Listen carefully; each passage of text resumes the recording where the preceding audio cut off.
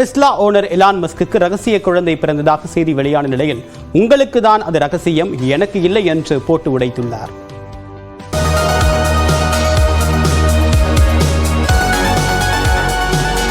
Tesla, X நிறுவனங்களின் ஓனரான Elon Musk AI மனிதனின் மூளையை தொழில்நுட்பத்துடன் இணைக்கும் நியூரால் லிங்க் போன்ற நிறுவனங்களையும் நடத்தி வருகிறார்.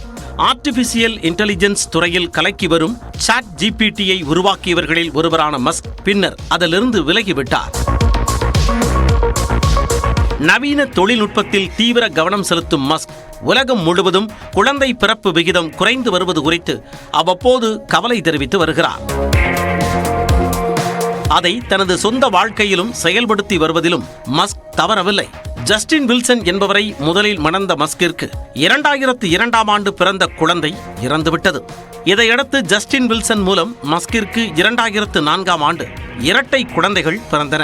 பின்னர் செயற்கை கருத்தரிப்பு முறையில் மஸ்கிற்கு காய், சாக்சன், டேமியன் என்ற 3 குழந்தைகள் ஒரே நேரத்தில் பிறந்தன. 2008ஆம் ஆண்டு வில்சனை விவாகரத்து செய்த மஸ்க் ரைலி என்பவரை திருமணம் செய்து கொண்டார். எனினும் அவர் மூலம் மஸ்க் குழந்தை ஏதும் பெற்றுக்கொள்ளவில்லை. இதையடுத்து கனடாவைச் சேர்ந்த கிரைம்ஸ் என்பவருடன் ரிலேஷன்ஷிப்பில் இருந்தார் மஸ்க். இவர் மூலம் 3 குழந்தைகளுக்கு தந்தையானார்.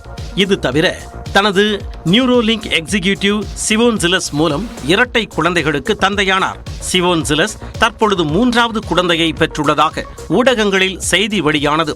மஸ்க் 12வது முறையாக தந்தையானதாக கூறப்பட்ட நிலையில் ரகசிய குழந்தையா என்ற கேள்வி எழுப்பப்பட்டது. வழக்கம்போல் தனது கிண்டலான முறையில் பதிலளித்துள்ள மஸ்க், உங்களுக்குத்தான் அது ரகசியம், எனது குடும்பத்திற்கும் நண்பர்களுக்கும் அது ஏற்கனவே தெரியும் என அதிர வைத்தார்.